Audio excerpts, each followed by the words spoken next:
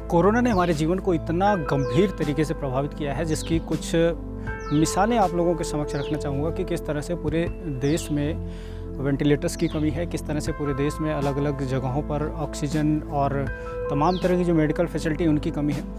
दिल्ली में अगर हम देखें तो कल की जो खबर है उसके मुताबिक तकरीबन 700 डेड बॉडीज़ पर डे के अकॉर्डिंग वहाँ पर दाह संस्कार किया जा रहा है, उनका जो है फंडल सेरेमनी हो रही है। लेकिन इसके बावजूद हमारे देश में जो आला अधिकारी हैं, जो हमारे देश के नेता हैं, वो कहीं से कहीं तक सुधरने का नाम नहीं ले रहे हैं। सबसे बड़ी बात यह है कि हमारे जो देश में ऑक्सीजन की कमी हो रही है, ऑक्सीजन का आपातकाल लग गया है, उसके लिए ज़िम्मेदार कौन है? और हमारे लिए जो बेड नहीं मिल रहे हैं, हमारे लिए वेंटिलेटर्स की सुविधा नहीं है, अस्पतालों में जगह नहीं है, उसके लिए कौन इसमें ज़िम्मेदार होगा?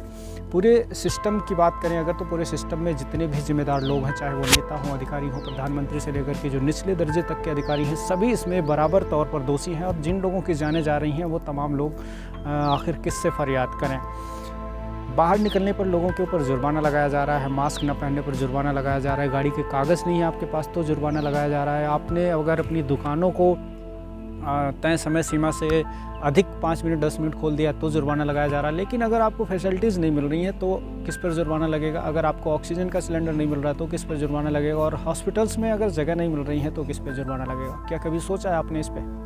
इस पूरे सिस्टम के लिए दोषी कौन है और कौन नहीं है, इसके बारे में तो चर्चा बाद में होनी चाहिए। लेकिन सबसे पहली चर्चा ये होनी चाहिए कि आखिर इसका निदान कैसे हो, इसका निराकरण कैसे किया जाए और लोगों को तत्काल राहत कैसे पहुंचाई जाए।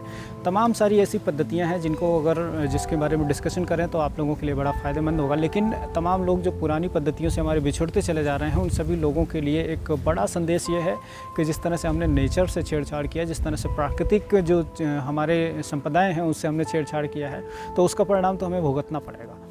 पिछले दिनों मेरठ में जो मेट्रो प्रोजेक्ट चल रहा है उसको लेकर के करीब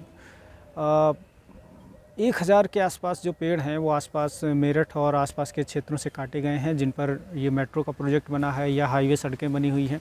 सिर्फ मेरठ की बात को अगर छोड़ दें तो पूरे ऑल ओवर इंडिया जितने भी हाईवेज बन रहे हैं, जितनी सड़कें बन रही हैं, जितने अलग अलग मेट्रो या रेल परियोजनाएँ चल रही हैं, उनके किनारे बसे हुए पौधों को काटा जा रहा है, पेड़ों को काटा जा रहा है और धड़ल्ले से उनको ख़त्म किया जा रहा है।